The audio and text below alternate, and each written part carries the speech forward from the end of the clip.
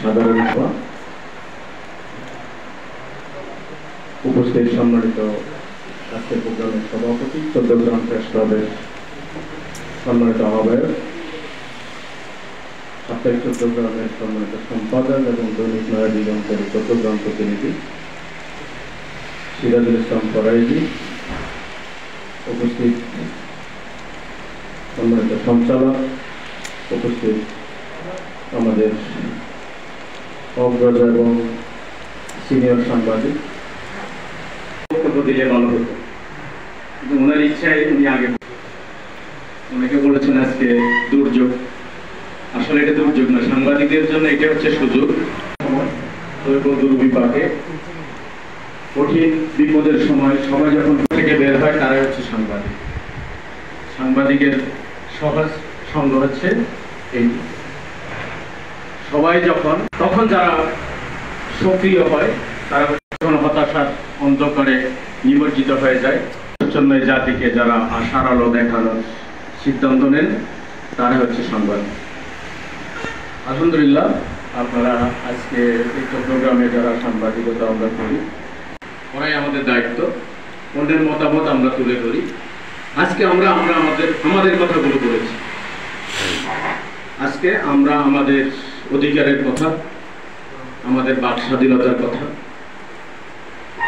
আমরা এখানে তুলে ধরেছি। আমরা অতীতের কথা না বলার জন্য আমাদের সম্মানিত আহ্বায়ক বলেছেন, কিন্তু অতীতকে যারা ভুলে যাবে তাদের ভবিষ্যৎ সঠিকভাবে রচিত হবে না।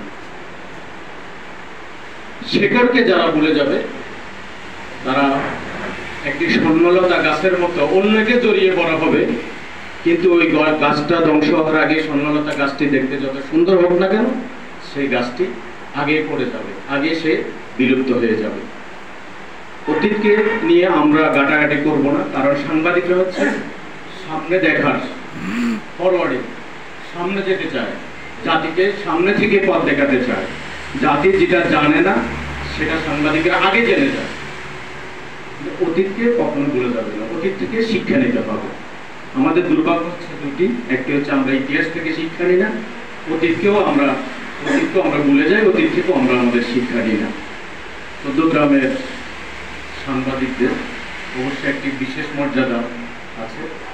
আমরা যারা চট্টগ্রামে সাংবাদিকতা করি এবং আমরা যারা ঢাকাতেও থাকি, ঢাকা প্রেস ক্লাব আছে, ঢাকাতে আপনার কুমিল্লা সাংবাদিক ফোরাম আছে, ঢাকাতে চট্টগ্রামের অনেক প্রথিতযশা সাংবাদিক আছে, অনেক বড় বড় সাংবাদিক চট্টগ্রামের, যারা সারা বাংলাদেশে নাম করা সাংবাদিক। এক সময় আমাদের মতো এরকম সাংবাদিক ছিলেন ওনারা।